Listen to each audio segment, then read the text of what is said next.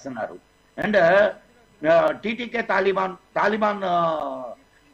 తాలిబాన్లు ఇంకొక వైపు నుంచి చేస్తున్నారు. సో అండ్ లోకల్ ఖచ్చితంగా మీరు ఒక 2-3 నెలలు అంటే ఇది నా అంచనా మాత్రమే, 2-3 నెలల సమయంలో పాకిస్తాన్ 4 ముక్కలు అవుతుంది. దీంట్లో ఎటువంటి సందేహం అవసరం లేదు. ఏ ప్రణాళికనైతే మోడీ 10 సంవత్సరాల నుంచి రచించాడో ఆ ప్రణాళికకు రూపం వస్తుంది, ఖచ్చితంగా వస్తుందమ్మా. మీరు దాని గురించి ఇక్కడ ప్రతి ఒక్క భారతీయుడు స్పందించడానికి వన్ ఆఫ్ ద రీజన్ మామూలుగానే మన కార్గిల్ కి సంబంధించి కావచ్చు, పుల్వామాకు సంబంధించి మన సైనికుల మీద దాడి చేస్తారే మనం తట్టుకోలేక ఎలాంటి ఎదురు దాడి చేస్తామో మనం చూసాం. అలాంటిది భక్తులు, సామాన్య పౌరులు, టూరిస్టుల పైన అంటే అభంశుభం తెలియకుండా ఏంటి అక్కడ ఒక టూరిస్టుల పైన అనకండి, హిందువుల పైన అనండి. ఓకే, మీరు అన్నట్టుగా హిందువుల పైన అక్కడ టూరిస్టులు అని చంపలా, హిందువులు అని చంపారు. ఓకే అండ్ ఇంకొక విషయం అమ్మా, ఇంకొక విషయాన్ని మనం ఆలోచించాలా. ఇది నేను మోడీ గారికి బహుశా ఆయనకు చేరుద్దో లేదో తెలియదు కానీ వాళ్ళకి తెలియదు అనుకోవడం లేదు. ఆయన ఒక మాట అన్నారు, వీళ్ళకు సపోర్ట్ చేసేటటువంటి వాళ్ళని, టెర్రరిస్టులకు సపోర్ట్ చేసే వాళ్ళని, వాళ్ళకి గొప్ప అసలు జీవితంలో మరిచిపోలేని గుణపాఠం చెప్తానన్నారు. టెర్రరిస్టులు ఎవరమ్మా? టెర్రరిస్టులు పాకిస్తాన్ సైన్యం. పాకిస్తాన్కి రెండో సైన్యం టెర్రరిస్టు. పాకిస్తాన్ మెయిన్ టెర్రరిస్టులు సైన్యమే. నడిపేది కూడా వాళ్ళే కదా, ప్రభుత్వం నడిపేది వాళ్ళే, వాళ్ళకి శిక్షణ ఇచ్చేది వాళ్ళే, వాళ్ళకి అమ్యునిషన్ సప్లై చేసేది వాళ్ళే అయినప్పుడు టెర్రరిస్టులు అని చెప్పి మనం సపరేట్ గా మాట్లాడుకోవడం కూడా కరెక్ట్ కాదు. ఇప్పుడు టెర్రరిస్టులు ఎవరు అనేది మనం గుర్తించగలగాల.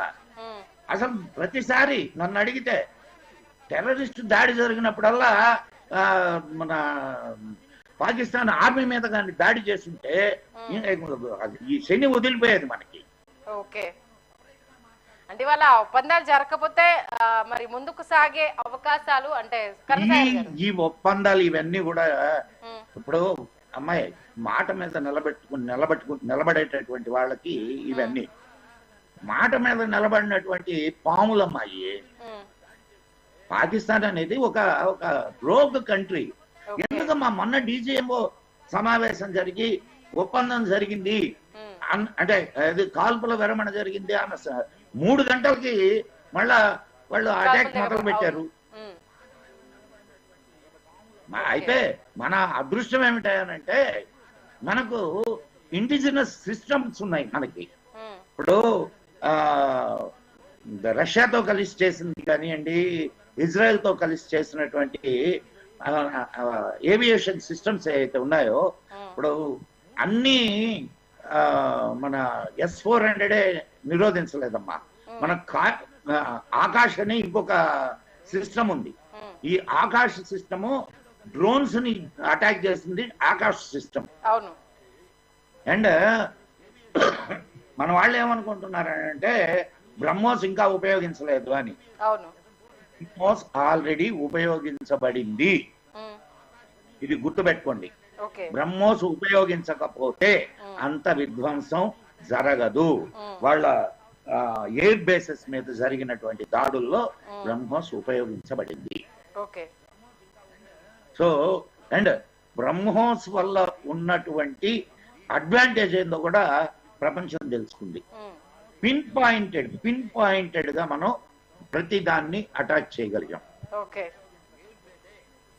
కన్నసాగర్ గారు 2 minutes ఉంది, కొంచెం ఆ 2 minutes లో కంక్లూడ్ చేయండి. ఎందుకంటే మనకి ఇప్పుడు అబ్దుల్ కలాం గారు కావచ్చు, వాజ్పేయి గారు కావచ్చు, గతంలో తీసుకున్న నిర్ణయాలు 2013 తర్వాత నుంచి మనం ఏర్పరచుకున్న మన వ్యవస్థ అంటే ఎంత స్ట్రాంగ్ గా ఉంది, ప్రపంచ దేశాలు మనకు సపోర్ట్ చేసే పరిస్థితికి భారత్ ఎలా ఎదిగింది అనేది మనం చూస్తూ ఉన్నాం. కాబట్టి ఈసారి అంటే యావత్ భారతదేశం కూడా ఎదురు చూస్తుంది. అంటే మనం ఇంత స్ట్రాంగ్ గా ఉన్నాము కాబట్టి మన దగ్గరికి అర్జీకి వాళ్ళు వచ్చారు అన్న విషయం ఇక్కడ క్లియర్ కట్ అయినా సరే ఎక్కడో దగ్గర ఇంకా గట్టిగా సమాధానం చెప్పాలి, ఇది ఇక్కడతో క్లోజ్ అయ్యే సిచ్యువేషన్స్ ఇంకా క్రియేట్ చేయాలి అన్న ఒక తపన అయితే ప్రతి ఒక్కరిలో ఉంది.